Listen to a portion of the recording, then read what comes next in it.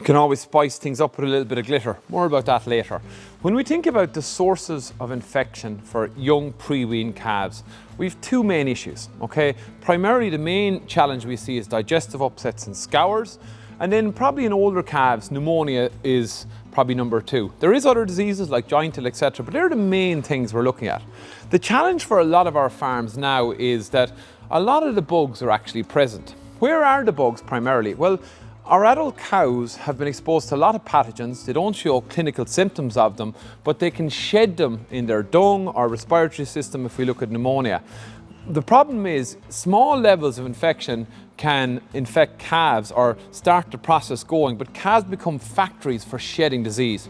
And that's why I have glitter in my hand, because I talked about calf scour a bit like, I don't know if Mike can get this in the camera, but one piece of glitter. If you look at maybe oocysts for cryptosporidium or rotavirus going in, it's the multiplication effect. Millions and millions of them are produced out the other end. And that's a real challenge when we look at infectious disease. So it's small infection pressure coming from the source, which is often our cows, and then our calves being shedders of it. So that's why I put such an emphasis on immunity from the very beginning, because that's the ability of the calf to fight off infection.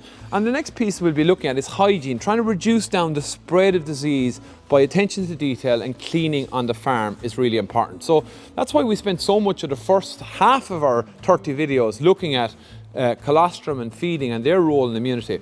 Again, when we think about gut health, that's kind of key to particularly with pre-weaned calves and reduction of digestive upsets, really important. 70% of the immune system is there.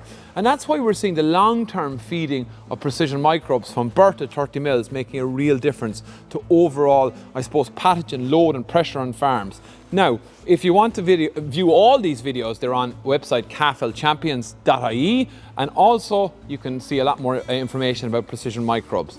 Okay, we're halfway in our video series, video 16 next. But think about it.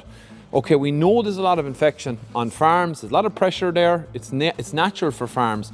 If we can focus on immunity, we can focus on hygiene and reducing infection pressure, over time, these small changes make a huge difference.